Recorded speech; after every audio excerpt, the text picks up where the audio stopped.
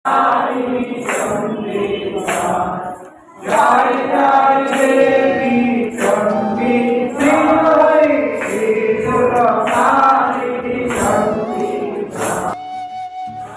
Evening বন্ধুরা। সন্ধেবেলা হঠাৎ চলে গেলাম ঠাকুর বাড়িতে, মা বিপত্তারিণীর বাড়িতে।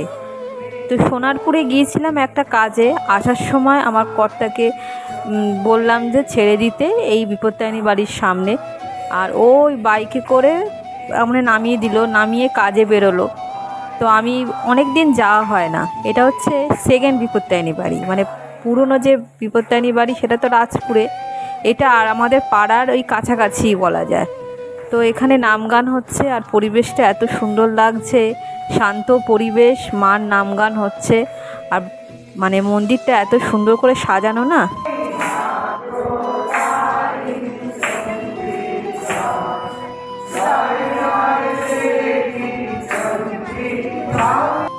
নাম গান হয়ে গেছে, অনেকক্ষণ বসেছিলাম মার দিকে মুখ করে।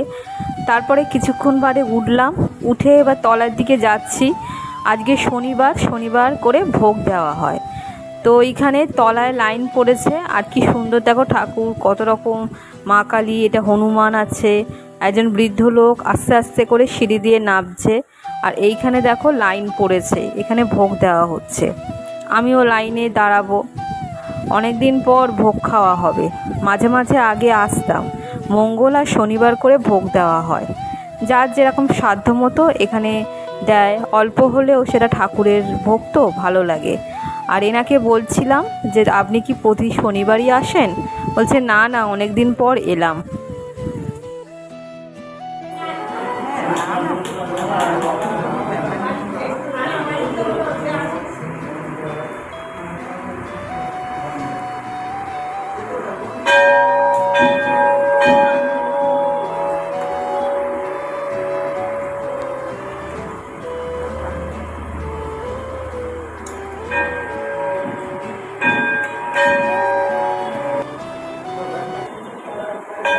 সামান্য ভোগ, তাই অমৃত, তাই না? ঠাকুরের সামান্য ভোগ, তাই অমৃত। মন্দিরের বাইরে যে দুটো স্ট্যাচু আছে, কি সুন্দর দেখো, দুটো শাক বাজাচ্ছে। এক্সট্রা প্লাস্টিক হবে, এক্সট্রা প্লাস্টিক আছে, দেখুন তো সুবিধা হয় তাহলে। Thank you. প্রসাদটা এখন খাবো না, বাড়ি গিয়ে খাবো। কারণ এই মন্দিরে আসার আগে না আমি আর আমার বর দুজনে মিলে দুধ চা খেয়েছি, সেজন্যই ভাবলাম। আরে দেখো দূর থেকে দেখাচ্ছি, কোনো ঠিকানা না, এই জায়গাটায় পড়ে গেছিলাম। আর এইখানটা আসলেই ভয় লাগে। আর রাস্তাঘাটে গাড়িগুলো যা করে যাচ্ছে, কি বলবো, একটা গাড়ি এমনভাবে যাচ্ছিল কুকুরটা লেগে যেত, একটা কুকুর ছিল এখানে। রাস্তাঘাটে গাড়ি ঘোড়ার সংখ্যা এত বেড়েছে না, রাস্তার পার দিয়ে যদি সাবধানে যাইও তাও জীবনের কোনো মানে মূল্য নেই। কারণ যে কোনো মুহূর্তে গাড়ি চাপা দিয়ে দিতে পারে, এরকম অনেক হয়েছে। সুস্থ মানুষ তুমি যাচ্ছ রাস্তা দিয়ে, কিন্তু এমনভাবে গাড়ি বাইকগুলো চালায় তো অনেকে, তো ধাক্কা দিয়ে চলে যায়। আর এই দেখো পাশের মন্দিরগুলো ভিড় হয়েছে, এটার বড় ঠাকুরের মন্দির। আর এই রাস্তা দিয়ে এই পাশ দিয়ে গেলেই না সেই অ্যাক্সিডেন্টের কথা মনে আসে। তারপরে দেখো যেতে যেতে এই যে পাথরের যে দোকানটা, সেখানে ঢুকে পড়লাম। আর এখান দিয়ে যাওয়ার সময় বারবার চোখ পড়ে যায়, ভেতরে দেখেছো কি সুন্দর। দর করছিলাম তুলসী থান কীরকম দামের হতে পারে, কারণ আমাদের তুলসী থানটা তো করতে হবে। এখানে অনেক রেঞ্জের বিভিন্ন রকম বলছিল লোকটা, কিন্তু অত তো আমার পক্ষে মানে কেনা দুঃসাধ্য। প্রথম দিকে না যখন আমি ছবি তুলছিলাম উনি ঘাবড়ে গেছিলেন, বলছিলাম কী ব্যাপার ছবি তুলছে কেন। তারপরে বললাম না না, আমি এমনি নর্মাল ব্লগ করি, সেজন্যই এই ডেলি ব্লগের জন্যই ছবি তুলছি। তারপরে দর করে করে তো ঠিক পছন্দ হলো না, মানে অনেক রেঞ্জের, সেটা আমাদের মতো পরিবারে নেওয়া দুঃসাধ্য। তো পরে অত তো দামি আমরা নেব না, মোটামুটি একটা পাথরের হলেই হবে। আর এই দেখো মাম্পির দোকান থেকে একটু মেয়োনিজ নিলাম, মেয়োনিজটা ফুরিয়ে গেছে, অনেক দিন নেওয়া হয় না। আর তার পরের দিনকে আবার চলে এলাম রবিবার দিনকে যোগা করছিলাম, প্রাণায়াম করলাম। করে এত জল তেষ্টা পেয়েছে, দেখো জল খাচ্ছি। আর খুব ক্লান্ত লাগছে, গরমে না কিছুই যেন ভালো লাগছে না, সকালবেলা উঠেই এত গরম। তোমাদেরকে জানাই আমার অনেক অনেক ভালোবাসা এবং শুভেচ্ছা। তো রবিবার দিন শুরু করলাম যোগা দিয়ে, তারপরে এখানে বসে আছি। আর বাঘা দেখো আমার সঙ্গে সঙ্গে ও যেন যোগা করছে। এই ম্যাটটায় বসে আছে, ম্যাটটা পাতলেই ও আমার পাশে বসে থাকে। আর গরমকালে দেখবে পাখার হাওয়া পেলে যেখানে বসে থাকো তুমি সেখানেই যেন বসে থাকতে ইচ্ছে করে, কত যে ক্লান্ত লাগে। আর এই দেখো কাজ শুরু হয়েছে। এই যে দাদাটা ও হচ্ছে ওইখানে তার দিচ্ছে, আর তার সঙ্গে সঙ্গে বাঘাও চিৎকার করছে। বাঘাকে একটুখানি আমার বর বকলো, বকার সঙ্গে সঙ্গে ও শুয়ে পড়লো। শুয়ে পড়েছে। আচ্ছা, ও বকেছি ঠিক আছে, আর বকবো না, বাইরে যাবে, বকবো না। আমাদের জন্য পরে পরে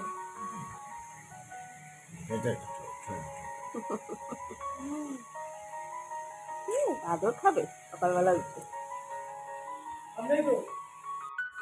আমাদের যে মিস্ত্রিগুলো আসে ওরা তো প্রতিদিন রেগুলার আসে, বাগানা চিনিয়ে গেছে, কিন্তু প্রথম দিকে আসলে একটু ঘো ঘো করে, ওরা একটু ভয় পায় কিন্তু কিছুই বলে না। তারপরে দেখো এইখানে এই যে মিস্ত্রিটা এখানে একটা বাউন্ডারি হবে সেইটাই ঠিক করছে।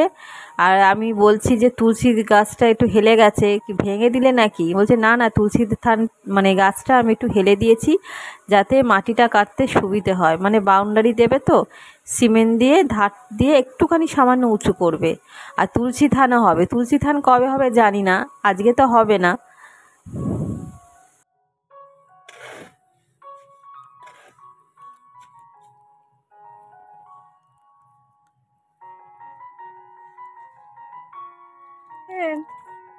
খোশ মেজাজে আছেন? খোশ মেজাজে মানে ভালো মনে। বৌমা চলে গেছে তো, আর নাতনি আর আপনি থাকবেন সারাদিন। কেন? আর থাকুন, নাতনিও যাবে। কবে আসবে? ও কই হ্যাঁ, তাহলে শুয়ে পড়েছি, এখানে বসে আছিস। কোথায় গেছিলাম আমি? কোথায় গেছিলাম আমি? তোকে ফুল এনেছি, ফুল, কত রকম ফুল, সব ঠাকুরের পুজো দেবো। এদিকে চা করছি, করে টিফিন শুরু করে দিয়েছি, তার সঙ্গে সঙ্গে ওদের চাও তৈরি হয়ে গেছে। তা আমার কর্তাকে বলছি যে একটুখানি চাটা ওদেরকে দিয়ে দাও, কারণ তুমি তো বেরোবে। আর আজকে লুচিটা একটু অন্যভাবে করেছি, আজকে ময়দাটা মেখেছি টক দই দিয়ে, যেমন বাটোরা করে না সেরকম।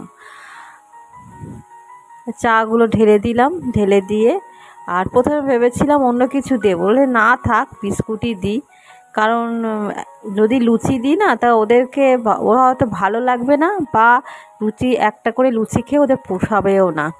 দেখো লুচিগুলো মোটামুটি ফুলছে।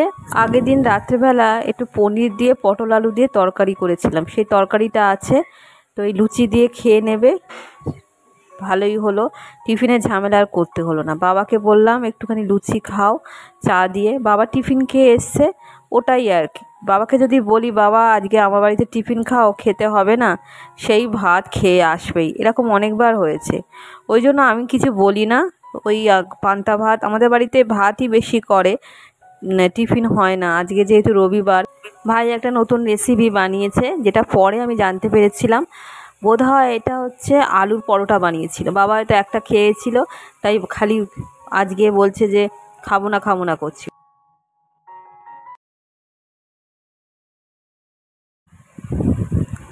খেতে বসেছি আর কাজে বেরিয়ে গেছে, ফ্যানে হয় বললাম সব ঘরগুলো ঝাড় দিলাম, এখনো কত কাজ বাকি আছে, কয়েকটা বাসন আছে মাজতে হবে।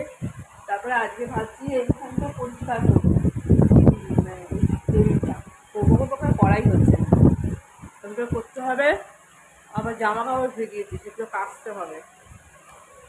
স্নান করে পুজো দিয়ে তারপরে রান্না যদি আজকে খুব একটা নেই ঝামেলা, একটা করলে হয়ে যাবে, একটা পথ করলে। পাকা হয় বসেছিল, তখন পাখাটা বন্ধ ছিল তো, আর এরকম আমাদের বাঘার অবস্থা কিচ্ছু খায়নি সকাল থেকে। বাবা আরে খাবি না কিচ্ছু কিচ্ছু খাইনি, তা ওকে আর জোর করলাম না, শরীরটা আমরা ভালো নেই, দুপুরবেলা খাবে ওই খাচ্ছি।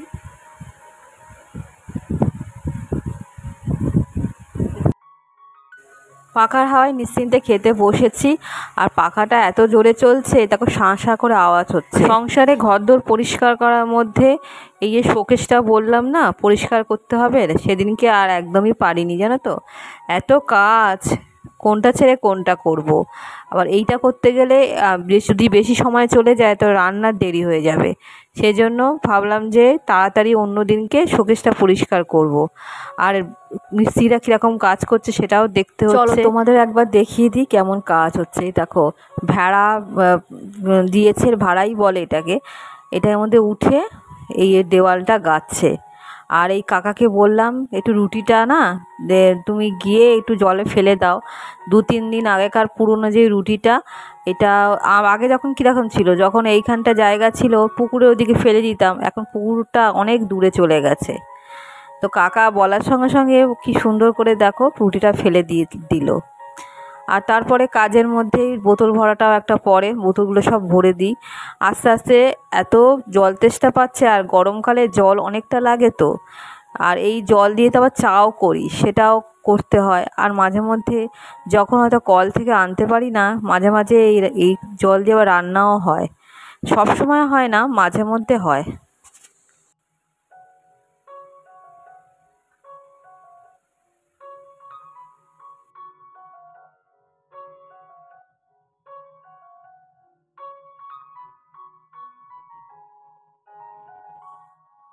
চটপট করে এদিকে চলে এলাম, এই কাপগুলো সমস্ত পরিষ্কার করে সব রেখে দিচ্ছি, আবার তো কালকে লাগবে।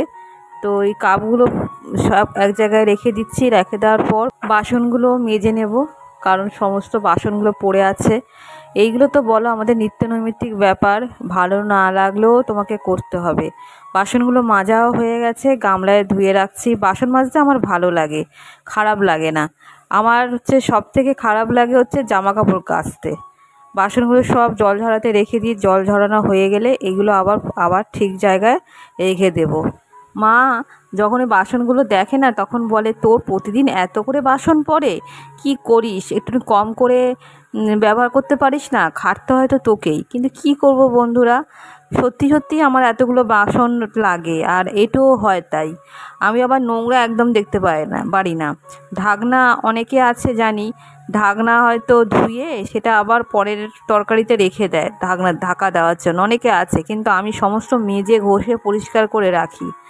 দেখো স্নান হয়ে গেছে, সমস্ত কাজ সারার পরে স্নানটা করতে এত ভালো লাগে, যদিও রান্না সারাতে অনেক দেরি হয়ে যায় আমার। তো পুজো দিচ্ছি, আরতি করে নিচ্ছি ধূপ দিয়ে। বন্ধুরা আগের দিন থেকে ভিডিওটা স্টার্ট করেছি, এখনও চলছে, তো ভিডিওটা আর বেশি বড় করছি না। দেখা হবে নতুন একটা ভিডিও নিয়ে পরে তোমাদের সঙ্গে। তোমরা ভালো থেকো, সুস্থ থেকো, টাটা বন্ধুরা।